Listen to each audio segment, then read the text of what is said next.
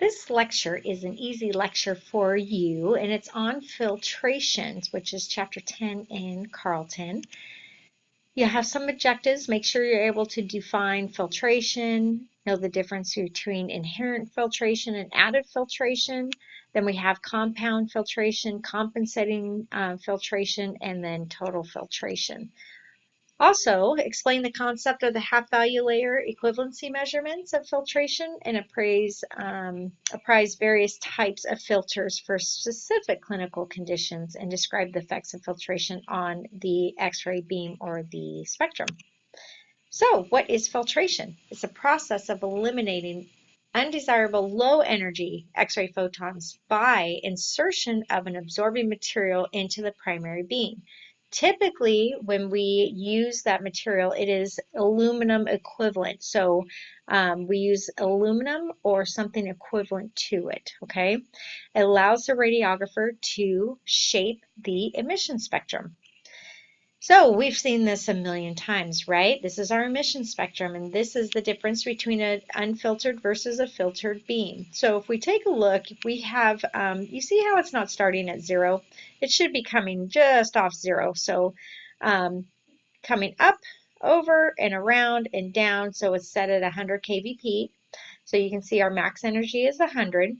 And then when we add filtration, you can see that all the numbers over here have disappeared, okay? So all the photons under, so what would you call this, 20, let's just say, keV, have been absorbed by the filtration, okay? So what that does is it decreases our amplitude because that is directly related, removing the quantity of photons. So it's a reduction in the photons, and we have a quality shift to the right. Now, it's not real clear here, but there is a quality shift to the right. All right. So, filtration is also called hardening of the beam. So it removes low energy or soft X-rays. Okay, so there's hard and soft. Hard is where all the keV of the electron photons are of a higher energy, where soft is of a lower keV energy. Okay, so by adding filtration, we're increasing the average beam energy. Okay, we're not taking the kVp and setting it higher, but the photons within your emission spectrum have a higher energy to them. Okay, so soft tissue penetration requires approximately 30 to 40 kilo electron volt photons. So you need at least 30 to 40 keV to penetrate your soft tissue. So if we look here, this about right here would be your 30 and 40 about here. So you can see we still have some soft X-rays that are not able to penetrate our soft tissues. Okay, so we are still giving some tissue dose to the patient. All right, so low energy photons cannot penetrate the part. They only contribute to patient dose. So what they do is they hit the skin and they're absorbed within the skin. So it's direct patient dose. We usually use aluminum. So it's the standard filtering material, and it's filtered expressed as AL over EQ. So aluminum equivalent, okay? Half value layer is HVL, and it's the filtration needed to reduce the beam to 1/2 of its original intensity. Okay, so how many layers of aluminum, or how thick does that aluminum have to be to reduce the beam intensity to 1/2 of what it is originally? Okay, so that's how you calculate that. Types of filtration. We have inherent filtration, added filtration, compound, compensating, and total filtration. And we're going to talk about what these are. So inherent filtration is the glass envelope, the oil, and the glass window housing. So here you can see it says thin wall of glass envelope of X-ray tube insert right there. And then this right here is your oil. Okay, and then you have another window here. Okay, so those right there are inherent. Outside Here we have a mirror, we have added aluminum right there, and we have a mirror. So it's given us a total of 2.5 millimeters of aluminum equivalent for tubes operating at 70 kVp or higher. All right, so as the tube ages, increased inherent filtration happens. So remember we talked about how when electrons are boiled off of the filament, they are liberated from the filament and they go into the cloud. And then when we apply the kinetic energy or the potential difference, then they shoot across, or they get reabsorbed back into the tungsten, or they vaporize. Remember, we talked about that in prior lectures. So this is the vaporization of the tungsten, and what it does is it increases the filtration within the tube. So testing our half value layer is really important to make sure that we are not overexposing our patients. So added filtration is any filtration outside the tube and housing. So our collimator usually provides 1 millimeter of aluminum equivalent due to the silver on the collimator mirror. Okay, we can also add additional aluminum as needed. So compound filters, so K-edge filters. Now I don't know if any of you guys have seen these, and we used to use them. I haven't seen them in many years, but it's 2 or more materials that are stacked up together. So each layer absorbs different energies, okay? So each layer absorbs characteristic photons created in the previous layer. So it's kind of like a pizza.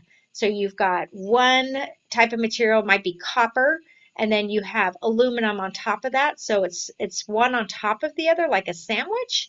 And the two work together to give you a really a beam that's specific for what you're imaging. So like I said, I haven't seen one of these compound filters, a K-edge filter, in a long time. I think in mammo we're still using them, but it's inherent in the machine. So anyway, you'll learn about that when you get to mammo.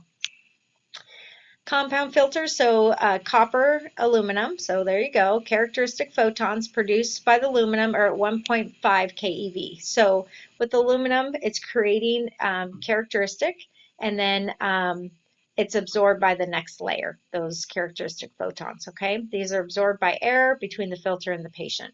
So it's a unique type of filter. All right, compensation filters. So it evens out radiographic density dependent on the subject itself. So uneven tissue thickness or density. So one example that's good is a wedge, and we use it for a foot or a T-spine. We will also use a trough for the chest so that we can see the spine and the lungs. We had to use these when we were shooting film. Not so much when we're shooting with CR and DR. We can window and level really easily. Where with film, it was if you're shooting a foot and you didn't have some kind of filter, you would burn out the toes and the midfoot would be white. So there was no in between. So you had to use a filter so that you could get a uniform exposure. Same with the T-spine. So when you got down to the abdomen area where the heart is, so the upper or lower thoracic, upper abdomen, it would be bright white. Where around the neck, where the thyroid is, it would be white or black. You burn it out. So we had to use a wedge filter to help even that out. So we put the thick part of the wedge over the chest, up by the neck, and we use the thin part down by the heart so that we could see all the way through one uniform density. Like I said, with CR and DR, it's not as important. It still gives you a more uniform image if that's what you're after. So you can see here we have the wedge filter. So the thicker part absorbs more photons and it'll be over the thinner anatomy, and the thinner part will be over the midfoot or the thicker part. So this is called a trough filter. So it's got 2 sides to it, and in the middle it's scooped out like you would have if you're feeding cattle. So a trough, or horses. It could be any animal, I guess. So here, as you can see, we're shooting a chest, and this would make it so that the lungs aren't burned out or the T-spine isn't too white. Okay, so in order to see the lungs and the T-spine, we'd use this trough filter. And what it would do is it filter out the beam intensity for the lungs so that they didn't burn out. And yet it was thin through the T-spine and the heart so that we can penetrate those. We'd have the intensity that we needed to be able to penetrate the heart and the T-spine to have a uniform exposure of the chest. So really important. We used them all the time. Wedge filter on every patient. It was what you did. If you didn't use these, you were looked down upon as lazy. Lazy. Don't be lazy. So here are a couple pictures of filters. You may see them laying around still. With CR and DR, like I said, it's not as important that we use them. It does give us a better looking image instead of having to manipulate our image. So you can see here, it's got filtration on either side. This is for the C-spine, so the head rests right on here, so we didn't burn out C1, C2. So this also is a filter, so we'd use these for shooting C-spines. That worked really, really well. As you can see, a hip here, so we'd use a hip for this one. I'd use this one for a hip too. You could use this one, I guess. It depends. So you see the size of these, and you take a look at it, and on your x-ray tube heads, there's these little metal grooves. Now what it is this slides right into those grooves. Okay, so we use them for scoliosis. So it was thicker, so we have the tube like this, so it went this way, the aluminum. So we'd have thicker aluminum here and thinner down here, down lower. So we'd have a uniform spine all the way down. So as you can see here, it's white and it's burned out. So it's all gray with scatter. So here we can see well, and here. So it's filtering out the lower energy that give you dose, and it's really thin here and thicker here so that we're not burning out the tip of the prosthetic, and we can see how it's seating within the pelvic bone. Okay, so really important to use them if you have them. They really, really do make a difference, and they slide right into the tube head. So they're great. They're phenomenal. If you can find them for scolies, even better.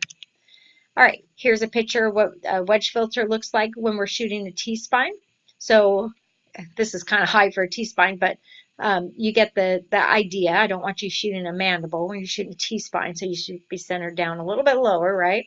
All right, but this is the idea. So you can see where it's thin, and you can see how it thins out here for the thicker area, okay? Because you're going through the mediastinum, which has lymph nodes, aorta, IVC, all that. So it's thicker through here, so you need a thinner. You need more x-ray penetration, as you can see here. Now this is a trough filter, so it's showing that there's no piece right here. There's a piece right here. Sometimes we'll have it where it's open, but usually there's a little thin piece of aluminum here so that we can still filter out some of the softer x-rays. So you can see here, filtered, and then we're getting full blast to get through the mediastinum. Okay, that way we don't burn out the lungs or have the mediastinum too white. So total filtration is the inherent, so the window, the dielectric oils, and then there's the added, which is your mirror and the other diaphragm. And we'll cover the diaphragm more when we get to fluoro. So total filtration, inherent plus added equals total. The total filtration for an x-ray tube operating at 70 kVp or higher is 2.5 millimeters of aluminum equivalent. Okay, so keep in mind that your total filtration, the 2.5, does not take into account any other filters that you're adding. Okay, so if you want to use a wedge filter or a trough filter, that is on top of your 2.5. Okay. Okay, so filtration's effect on the x-ray tube output. So ideally, filtration would only remove low energy x-rays or photons, but it does filter out some higher energy photons also. What you need to do is up your technique. Now, you're not going to change your kVp because that's your penetrating power. You have enough power, you just don't have as many photons because we've absorbed those. We've taken them out. So you need more photons, okay? So more density, which is Ma, okay? So results in a decrease in radiographic density that must be compensated with increase in technique, which is MAS. All right, so that is your lecture on filtration. Quick, easy read in Carleton. Make sure you do read it. It is important.